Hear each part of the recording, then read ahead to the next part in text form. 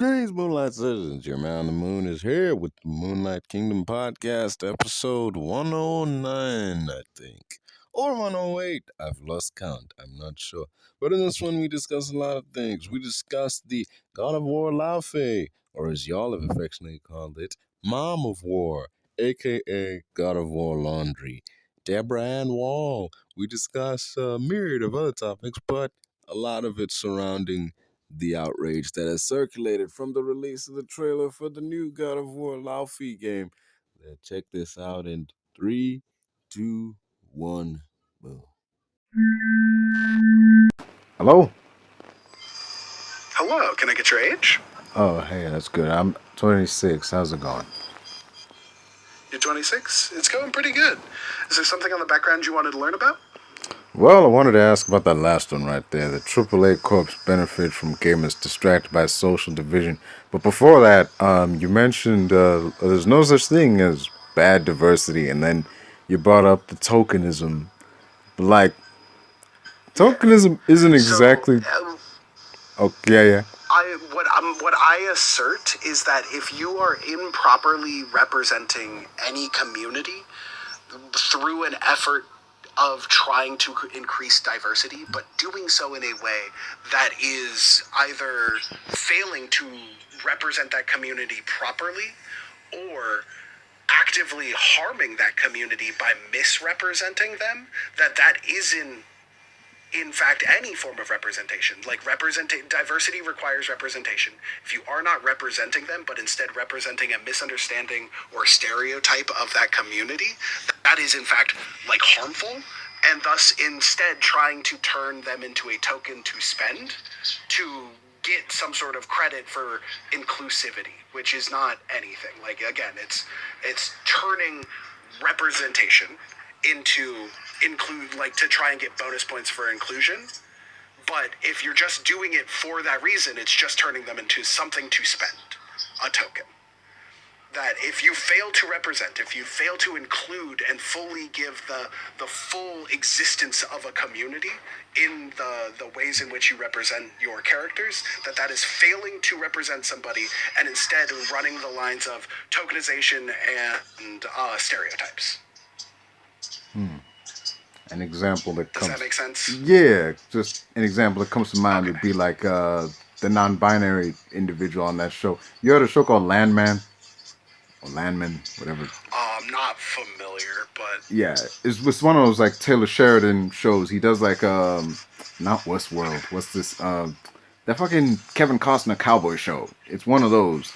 There was this... Okay. Apparently there was like this original script that was written for this show. The character was not non-binary, but like when it actually came time to like film the show, the character was changed and altered to be non-binary in the script. And it's apparently been happening a lot. Not like a lot to the point of it's a cliche, but enough in various forms of television and media, and specifically like book adaptations. Yellowstone, that's it. That was that shit.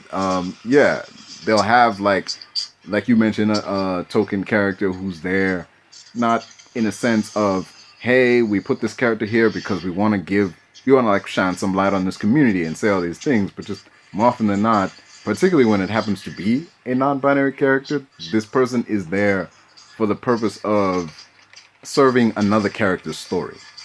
Like in that show, And Just Like That, when this non-binary individual was dating one of the central characters of that like main group, that character wasn't there because, hey, this show is set in the present day, non-binary people exist, so let's shine a light on them. That character exists just to be like, hey, this other character is going through something, and this is the person that they are seeing in this moment.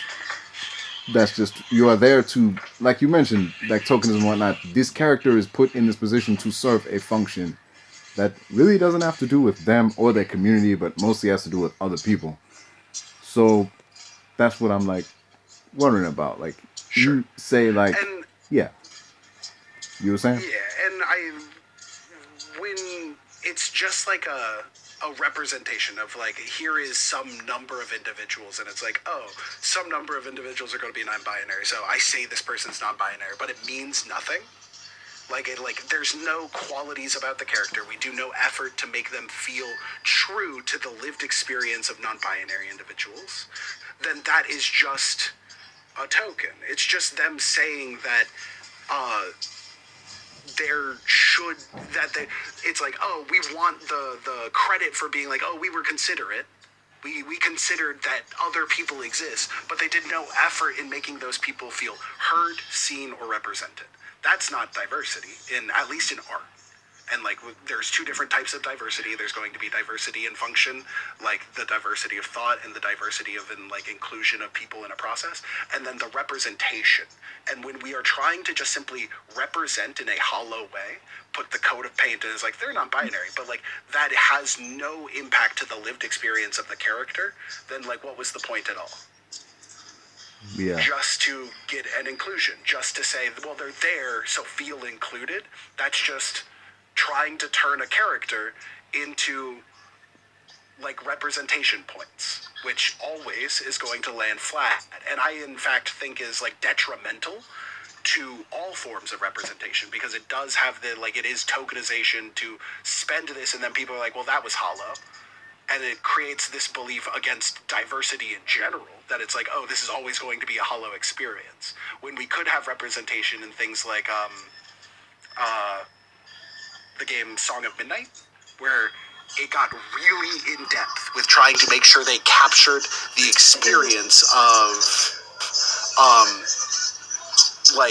people of color in the Cajun South, and trying to address not only their mannerisms, speaking behaviors, but also their local mythology and the ways in which they tell their stories, to tell the story in a way that would capture the representation from beginning to end.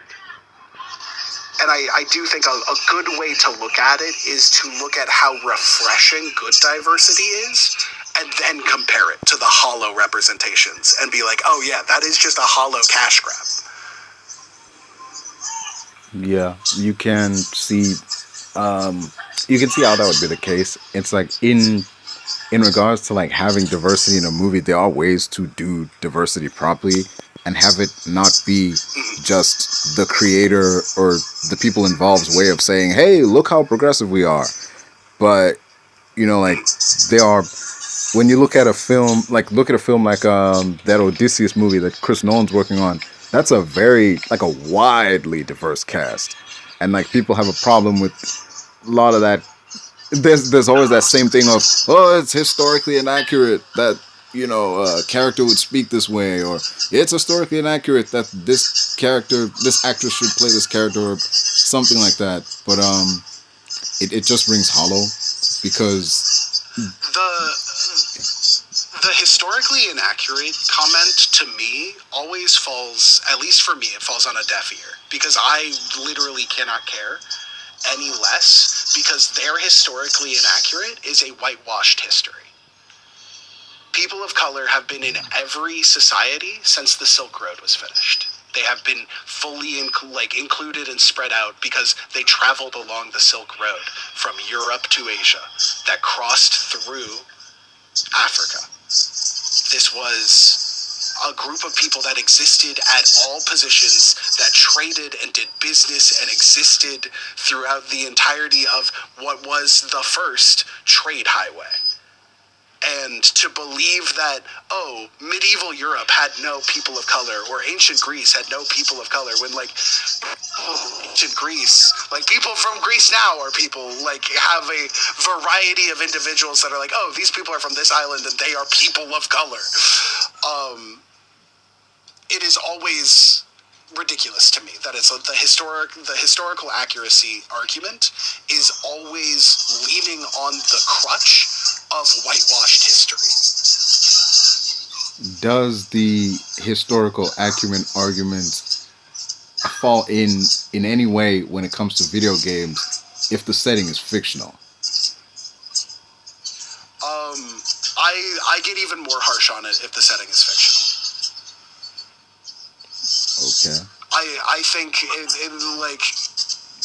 this is trying to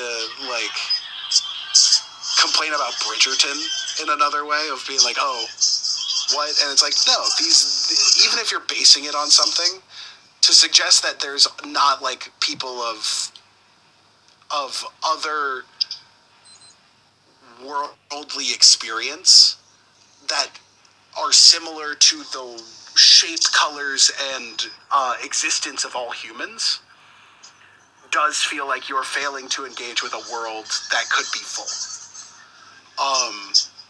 I often look towards one of my favorite examples for worlds that are always full is going to be the Dark Souls and Elden Ring series, because Miyazaki does not ever make a game in which other lands where people travel from exist. Thus, you can be set in his, like, oh, this is a fantasy based off of Nordic, like, loosely based in Nordic aesthetics, but is its own world. But people of color, people of Oriental, like, representation, they aren't literally Oriental, they're not from Eastern Asia, but they are of the, quote, land of reeds, or they are, quote, from the lands of golden sands. And it's like, okay, I understand what these places are like because we have real world, this is pulling from a real world diaspora that is properly diverse, and we can understand the diversity within this fictional setting through our real world diaspora. Yeah. And I think that's important. And yeah. Isn't Miyazaki the Studio Ghibli guy? There's two Miyazakis. Oh. There is a Miyazaki that is a happy-go-lucky, absolutely treasure of a human being that makes the most oppressive, dark, and painful fictional worlds that you have ever imagined. And then there is a depressed, self-angry monster of a human being who makes the most beautiful, joyful, chippy little art worlds that you have ever experienced. The Miyazakis made each other. Well, all right, there's a video game Miyazaki that is actively different than the Studio Ghibli Miyazaki. They are both famous artists that honestly are polar opposites of each other. Yeah, I get that. It would be like comparing... I don't know. It'd be like comparing the guy who makes Superman to the guy who makes Batman. They both do superhero stuff, but like very differently. Relating to the topic, you say AAA corporations benefit from gamers distracted by social division. Like I got, yes. my thoughts on that, but I want to know like what social division you're talking about exactly. Any amount of social division. When I talk about social division, I'm very focused in on systems of oppression. At least in our current day and age, I identify social division within systems of oppression and people who believe that in defending those systems of oppression, they will somehow get something out of it or protect some sort of misled understanding of power. So essentially people who lean into upholding systems of patriarchy, racism, homophobia, transphobia, ableism in order for some sort of like brownie points within groups and settings normally farther right of a political, like within a political mapping. Grifters. They're grifters. I wouldn't say they're all grifters. I think they are led by grifters often, but the focus that I'm identifying here is that when we lean into systems of oppression, like racism, homophobia, misogyny, any of these oppressions that inherently divide us, as a group of people who engage with the art of video games, we are responsible for the ways in which we are treated. And us as a community cannot mobilize to the strength of a community when we cannot put aside differences like immutable qualities that systems of oppression rely on.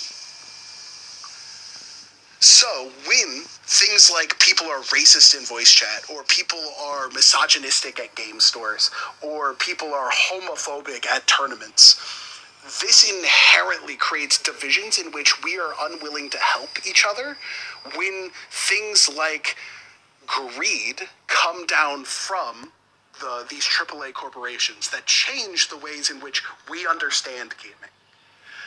Currently, we have recently gone through a price increase of $10 under an excuse of like financial turmoil for an entertainment industry that not only is the highest profit earning industry for all entertainment, it makes more money than music, it makes more money than movies, it makes more money than TV, but it makes more money than all three of those combined. And yet, for some reason, over the past few years, prices have gone up.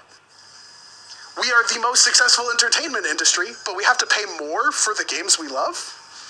And it's not like game developers are making more money. It's not like artists are making more money. It's not like writers are making more money. It is simply these corporations, these shareholders, shareholder value, being increased. And I think all of us could kind of get with the program to be like, that's harmful. But because we cannot get people to mobilize on things like DRM, which is called digital rights management, or things like not supporting pieces of art that inherently harm groups like trans people, because we cannot mobilize on that, we are essentially sitting ducks for these industries to keep taking advantage of us. And that's why when I identify this, I think we really are. They benefit from it. They get to charge us $70 for a game that would have cost $50 10 years ago, that would have cost $60 5 years ago, and now costs $70 to $80, depending on if you want the 10-day free pass, which is what I figured out why the Lego... specifically, this is for people who are here all the time. I was like, I saw a price tag for Lego Batman at $80, and I was like, what the fuck is this? There was an additional $10 charge for a 10-day early access to it. And I'm like, what are we doing? Yeah. We are price gouging. Yeah. To be fair, that's been in place for like years. That thing of like, you know, the $10 thing to whatever. Because I remember back in 2018, I saw like the trailer for a new installment in like one of the 2K games. And in the trailer, in the first trailer, mind you, the game like just announced it's like, oh, it's dropping this day. And the last thing you hear before the trailer cuts to black is pay for the deluxe edition and you get it 4 days early, and it was like way more money just for the privilege of, oh, you get it 4 days earlier than everyone else if you play extra money. It's the same game, you don't get anything extra, you just get it sooner than everyone else. But yeah. And what is that offering, right? That's not giving any additional value other than giving it early, which is really like you're like, oh, wow, I'm paying this for early access to the content I was going to pay for anyway. And it was done then. You could have just released it then.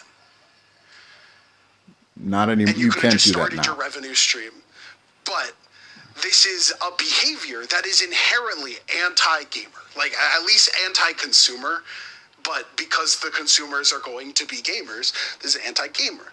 But we as gamers cannot stand together on anything because we're too busy arguing over if Laufey deserves her own story because she's a woman, and why would anybody want to play a mom? That's what I was going to ask you about, because you mentioned like social division, and that's what people have been talking about on ever since that PlayStation State of Play thing dropped and they showed that trailer. You've been hearing about God of War laundry and Mom of War. You know, like that's what yeah. And this is one of those, like, are you familiar with the term for, like, in groups called breaking containment and, like, for online things? I'm not chronically online. Please enlighten me. Okay, so essentially, when conversations within very, like, select in-groups happen all the time, this is like a very normalized thing for them. It is normal in the gaming community to have to talk about with different members of our community, the members who are wanting us to do better and then the members who are benefiting from engaging in this social division however they see that they're benefiting from it. But it is a constant argument in our community to be like, oh, this is a bad game because it centers a woman. This happened with Ghosts of Tsushima and Ghosts of Yote. This happened with a game called Returnal. This happened with game after game of centering women, and especially when the woman is not considered conventionally attractive. I liked Returnal. This has gone past just, I loved Returnal. This Laufey situation has gone past the in-group that talks about it. Everybody seems to be aware of the God of War thing. To the point where my mother brought it up to me. And I'm like, you don't have Twitter. Like, how did you hear about this? And she's like, Facebook. And I'm like, of course you did. So that one has broken containment. This is beyond just gamers talking about this at this point. And that encourages more bad actors to come double down on the bad take. Which the bad take is that this game shouldn't exist. Laufey is an incredible character and was hyped up through the entirety of both the new God of War and Ragnarok. Yeah. Also, Deborah-Ann-Woll is an attractive woman. Let's not get this twisted. Deborah-Ann-Woll is a good-looking woman. Yeah. I don't know.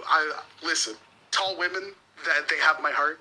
My lovely scientist, who is my wife, is a tall woman.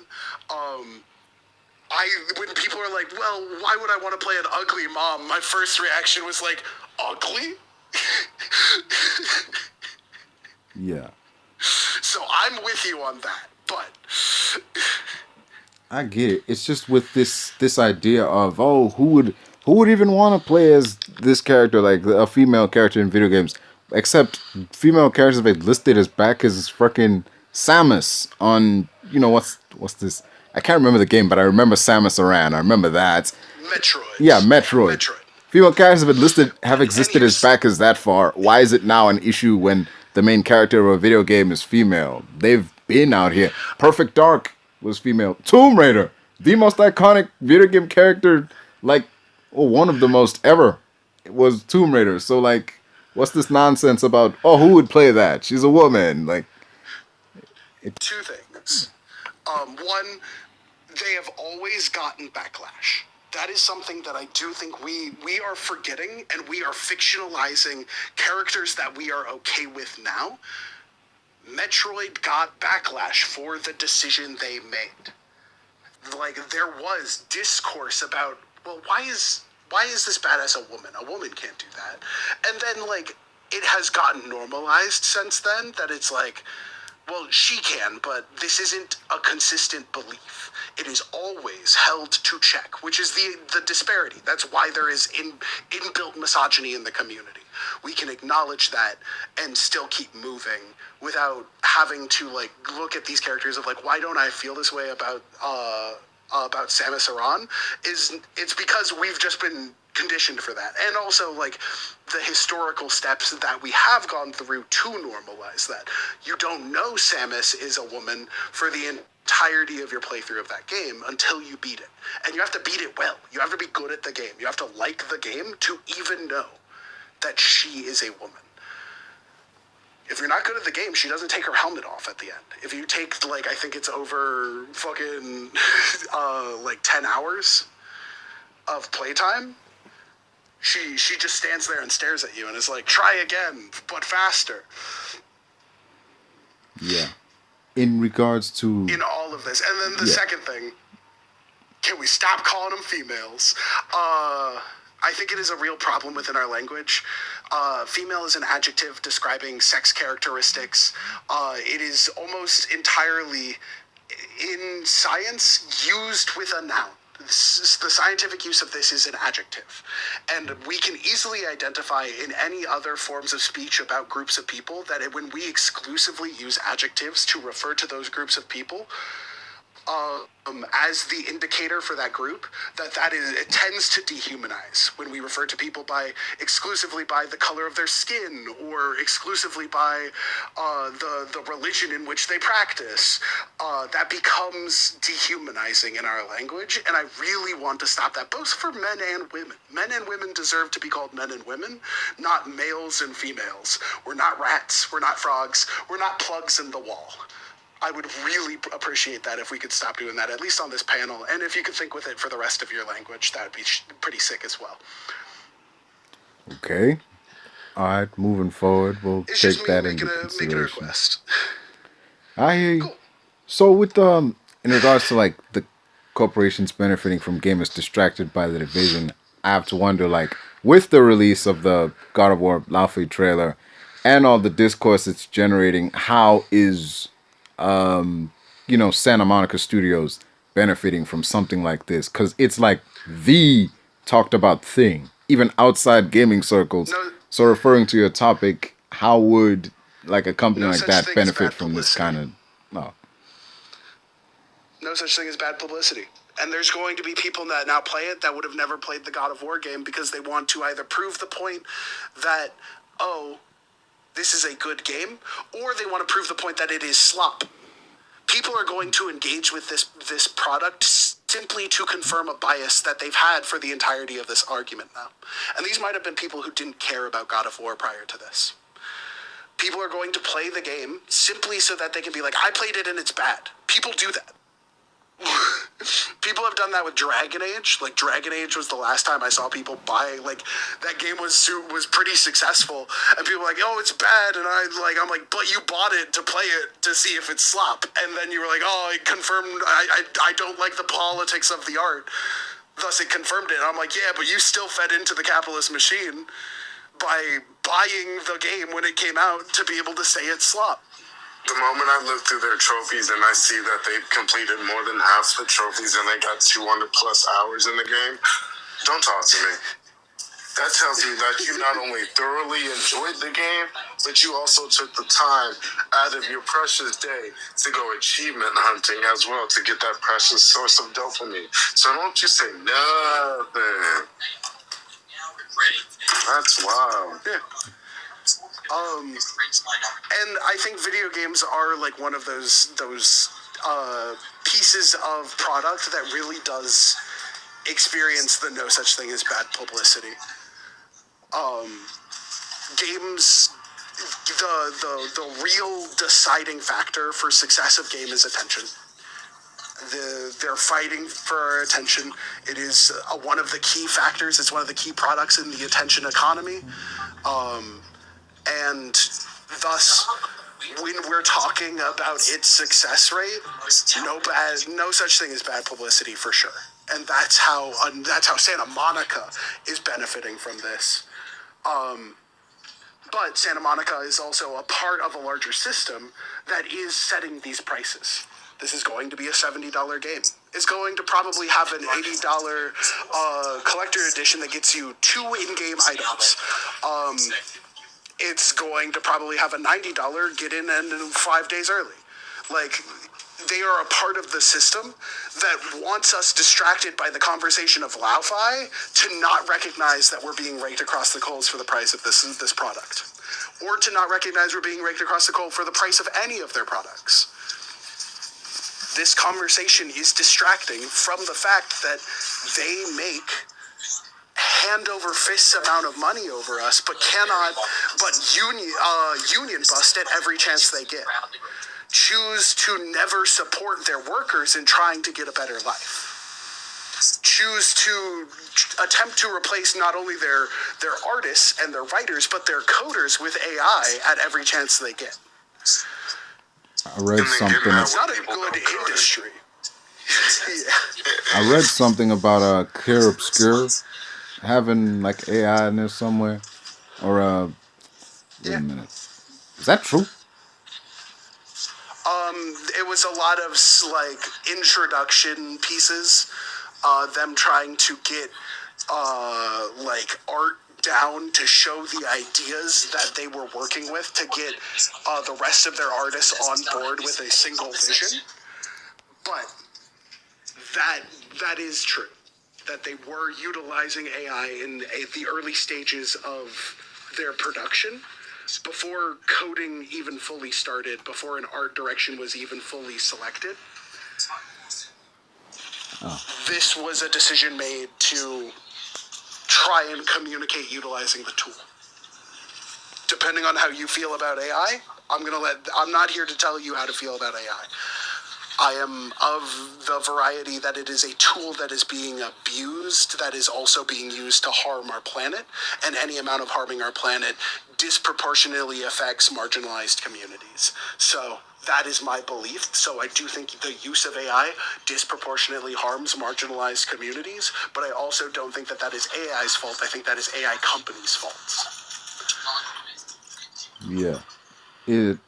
I hear that. It's definitely a thing that is going on where more companies are implementing AI, or at least attempting to implement AI into their video games. Like that last Call of Duty, with some of the art that was in the video game was very clearly AI made, but that's a whole other thing. Circling back to like the topic of the social division and all that generated primarily by like the God of War Laufey trailer. It's like I haven't seen this level of just I don't know how to describe it. Well, let's say division in like the video gaming sphere and outside of it since like The Last of Us 2 dropped. And that was a big deal. Yeah. I think for us in order to progress in gaming, we need to learn to accept difference. When I found out that Call of Duty, because I had bought Call of Duty before I found out that they were using AI, I immediately cracked open my window and chucked the disc out the window. Because I value art. I value the human creativity that is put into it. Therefore, it allows me to love it even more, to allow me to go back to play it. That's why I put Fallout New Vegas on such a high pedestal, and I'm waiting for Fallout Remastered, but I don't think we're ever going to get it.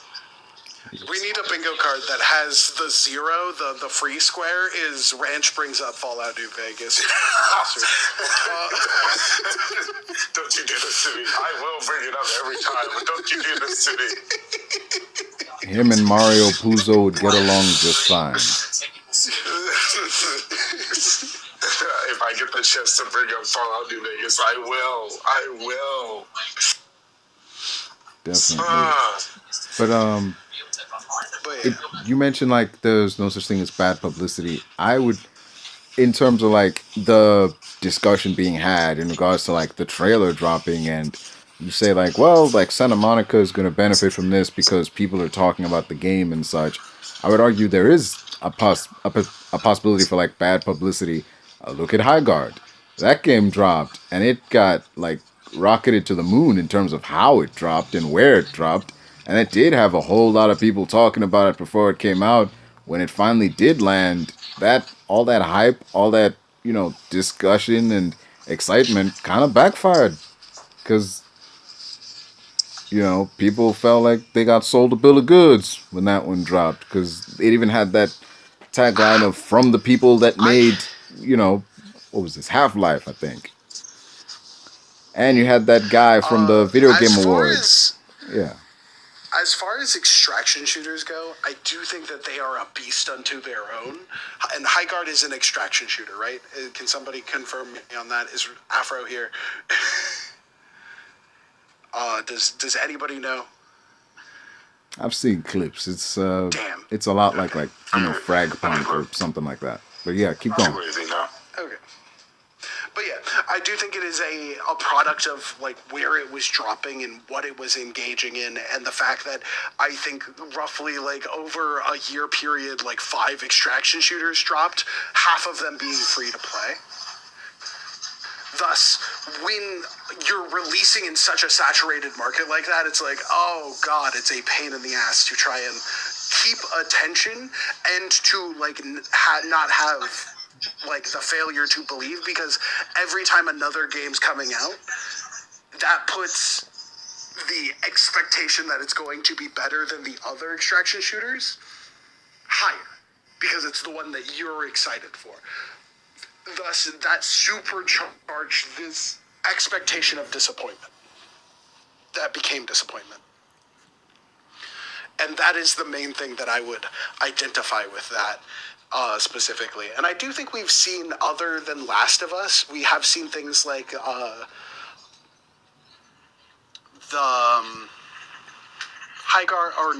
Veilguard for Dragon Age. That was a huge amount of backlash and pushback in regards to like a release and the way in which representation is being dealt with in that release. And there's another one that like was going on when I started, and I can't remember what, because it just makes me roll my eyes so much. But yeah, there is a lot of games that have been going through this on lesser levels, and I really don't think it affects anything. And in all honesty, it just increases the amount of clicks, it increases the shares. Talking about the game is what they want in this stage of production. Whether we're talking about it because we're all fighting each other over it or not, I don't think that they care. In fact, they probably are clapping back. Have we checked any of their like communication lines?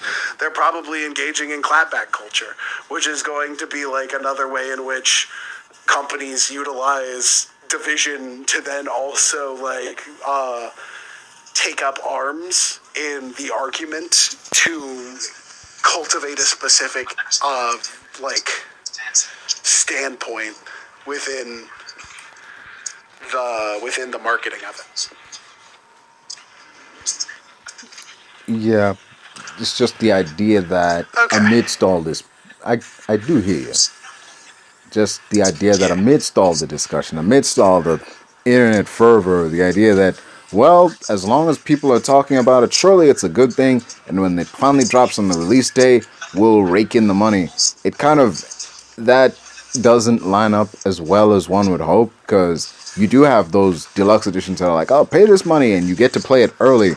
Once those people get their hands on it and they see it for what it is, they are the first kind of people, the kind of people who even buy those versions, all those people who make YouTube videos about this, who live stream video games. So once those people get their hands on it and word gets out on what it really is, you can't really like bank on the money you would, like, you can't really bank on farming outrage, basically. You know, you can't bank on people hate buying it, because now they know what's really going on. But you can bank on people like message buying it, right? To prove the point that they wanted to get their hands on it, that this isn't going to stop them from engaging with it. That this is something that they want to see. So everybody who is stoking outrage is stoking outrage because it does inherently engage in clicks. Like, it's engaging in both sides. For every amount of hate you're seeing, you have to know there's at least two people in the comment section arguing the opposite side. So that, the fervor on both ends is something they're relying on. And you do have some number of hate buys. There is conversion with people who buy it to know. And especially when you're seeing them already assert that the game is bad, but there is a history of the games being good at a certain play style and experience level, that, like, no, people, anybody, even if you hate it, if you played the last God of War unironically, you're going to be playing this one. Thus, like, there is the stable sale, there is the counter to the counterculture sale, and there's still going to be conversions in hate buys. This does nothing but increase the volume of this game's existence, which at the end of the day, as we know from a lot of marketing data in regards to products like this, is all it wants. This is the turnover, and that is why these companies benefit from having these arguments. So I can't wait till they do a person of color. And my go-to example for this, and my thing is the Sonic the Hedgehog movies are critically successful. They make buku billions. at the box office because their first one was like, we're going to release an intentionally bad model that everyone hates, and then everybody got angry about it, and then that discussion led to people either going to prove the point that it's like, oh, the new model is still bad, or, oh no, they actually did something good with this. This discussion, engagement online, the attention economy is real. And that is something that I don't think backfires. Yeah, there is, but the thing with those Sonic films is those sequels that came after that didn't bank on the attention economy. It was banking on, oh, you liked the first one? Well, there's more of it. Here comes Tails. Here comes Knuckles. If you liked that first one, oh, you're gonna love this. The people who came to see that out of hate either turned around and realized, okay, I actually enjoy this now, or they like peaced out. Because after that first one hit and they saw the design has changed, therefore it is now better. It's like, or they essentially viewed the movie as better.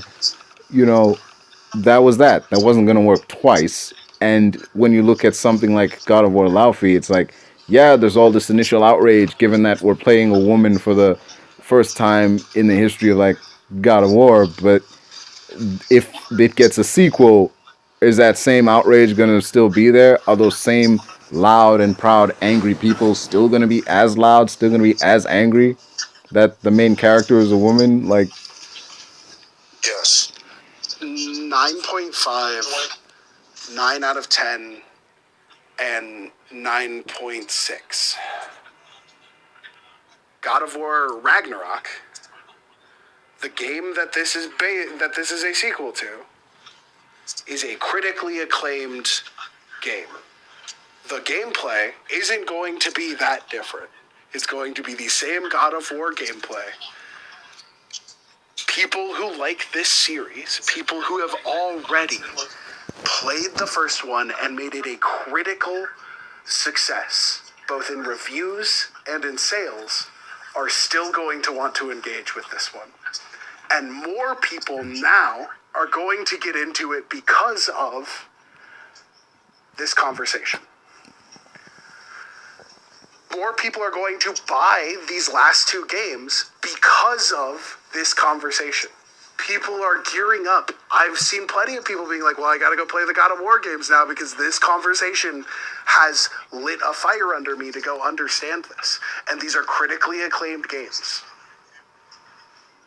Especially the current narratively driven like RPG fight, RPG hack and slash gameplay is like a really enjoyable process, especially for a wide variety of gamers. You don't have to be specifically good at video games to enjoy the God of War series.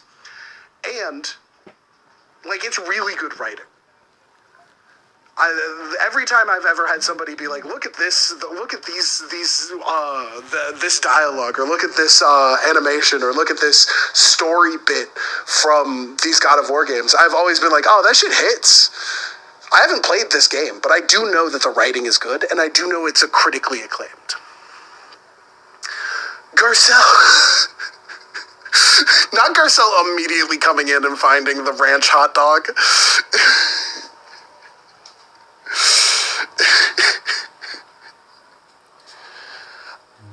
yeah. I saw yourself. These lines. But yeah, Moon. We do have somebody else in their request that I realize has been sitting there for a hot minute. Oh yeah, do you mind no if we worries. wrap this up? Yeah, we can wrap this up. I'll head on out. Y'all be sure to have a good rest of the day. Okay. You have a good one. I do think it's going to be successful, but we can wait and see. Come check on me when it comes out, and we'll look up we'll look up the how's it going and what kind of sales numbers we're looking at. We shall see. I have no problem with being wrong on this.